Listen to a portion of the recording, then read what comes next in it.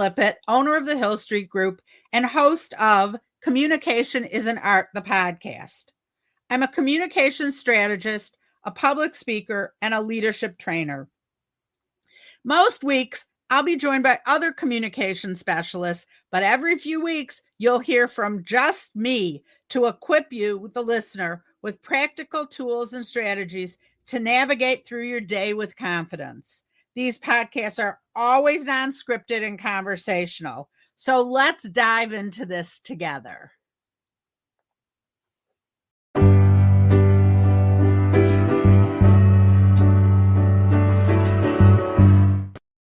Before we dive into today's episode, I just want to introduce myself in case someone recommended this podcast, Communication is an Art, or you found it on your own. I'm Pam Lippitt. I am a communications coach, a public speaker, and a podcaster. I've taken the many years of my career and distilled it and transformed it into sharing with you. What I want to tell you what to expect on my podcast, because I like to know what to expect when I'm listening to someone. Most of these podcasts will be bite-sized, 10-minute tips so you can get in the car, listen, and take something away. Once a month, I'll be interviewing another professional in the communications world or in a different world, but that works with how they communicate with others. If you have questions, feel free to comment on the post episode.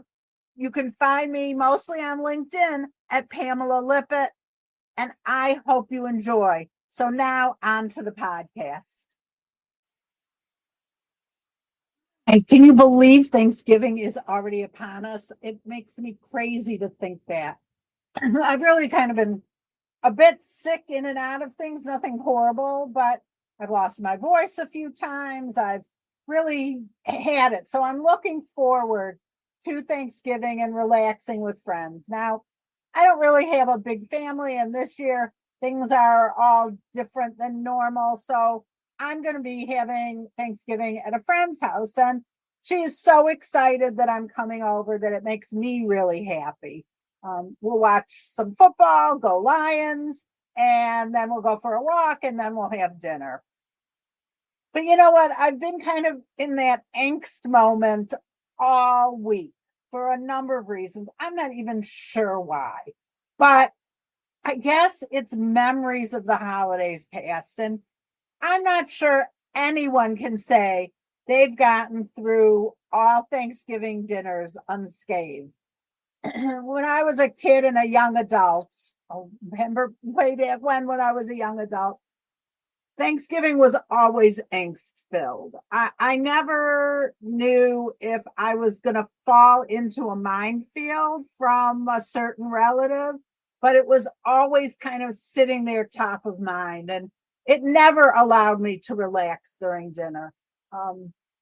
It was really just beyond what I could handle. I actually even ended up one time sitting outside in the car for a half hour because I knew it was smarter to excuse myself than to blow up.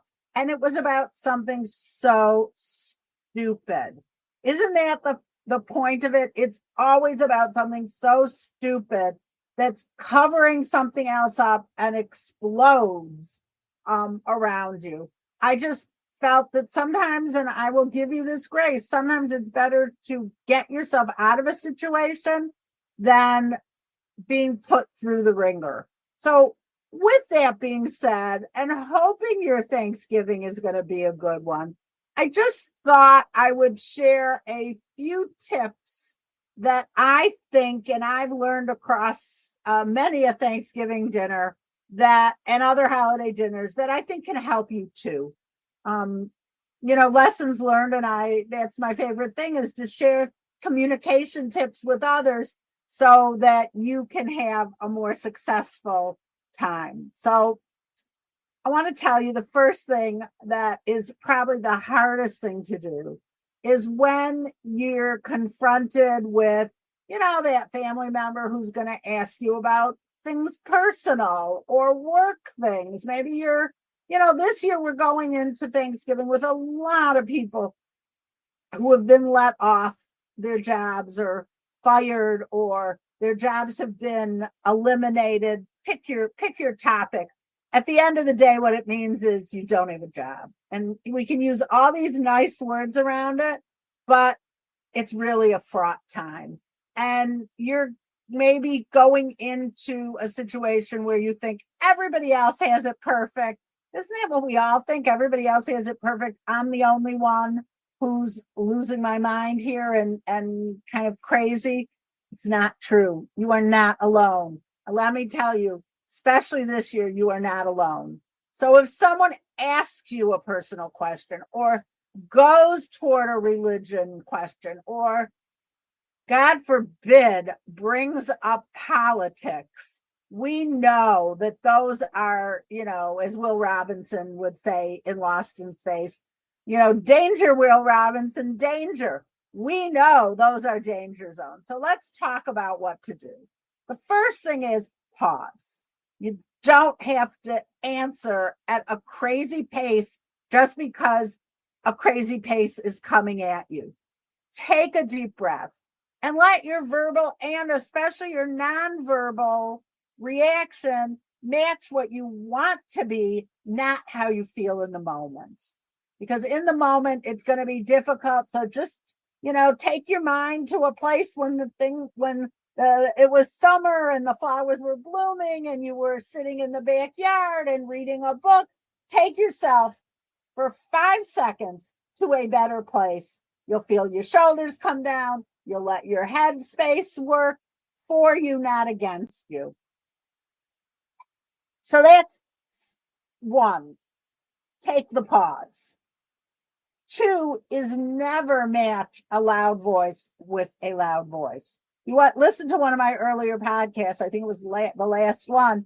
I talked about being quieter in difficult situations, not louder, and how that can really help you. This is an exact time to use that. Don't match a loud voice with a loud voice theory. And then lastly, be polite.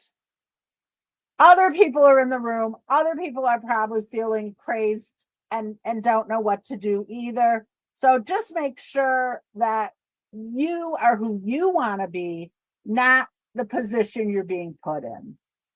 And then let's move on to then what you can do, right? If it's someone is going to get on your last nerve, here's a suggestion I always have. If you have a friend or a sibling or someone you're close with in the room, give them the heads up before you come in. Aunt whatever always makes me feel crazy. If you see her cornering me, will you just come up and add yourself to the conversation? It will dispel a lot. It will make me happier. And I promise I won't walk away and leave you with her unless, I've lost, it's just, we're at the end of every nerve in our body. But putting a third person, letting a third person know that it's time to need help. It's really hard to ask for help, but it's really important to ask for help. The second thing is break the tension with humor. It's that absolute pivot that they know you're moving away from what they're talking about, but they can't really come back at you. So it could be, and what do you think about this situation in the government? And can you believe it? And da da da da da. And your answer can be, did you like the Lions game today? It's a full pivot. They know you're not going to enter this conversation and you're going to move on to something else. It can be, did you like the Lions game today? Did you see that amazing sunset last night? I just booked a vacation. I want to tell you all about it.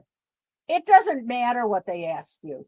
Take the responsibility to not enter a conversation and move somewhere else. If they keep backing up, you can just say, I'd love to keep this a warm conversation. Let's just shift to something lighter right now. Own your own respect for yourself, that you're not going to get trapped. You can also look for different spots in the room that will take you other places. So You could, when things get difficult, you can wait for a quick little break and go, oh, look, they just put out the appetizers. Let's go grab some before they're all gone.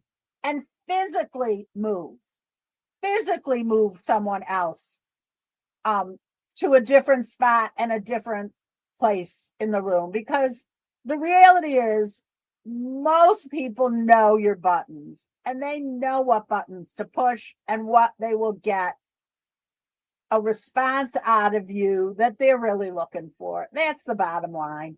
So my tip is, don't get suckered in. Pause, be polite, switch out the conversation, invite someone else in. But at the end of the day, respect yourself, own yourself, and be the person you want to be, not a reflection of someone who's not being kind or treating you well. So that's my quick tip for the days. I'd love to hear more from you. Please comment below. Send me a direct message, a DM. I'd be happy to have a further conversation with you. You can find me. I work like this with my clients too, to help make sure that meetings that are tense are diffused. So, hey, maybe you're on a team that needs a little solidness and a little bit of softness behind what you're doing. Hit me up. Let's talk. Maybe there's a place that I can help you out. So thank you very much. Enjoy however you're spending your Thanksgiving. And even if it's at home, because that's what you want it to be, you have permission to stay home and watch an old movie. Black and white is my thing. See you next time.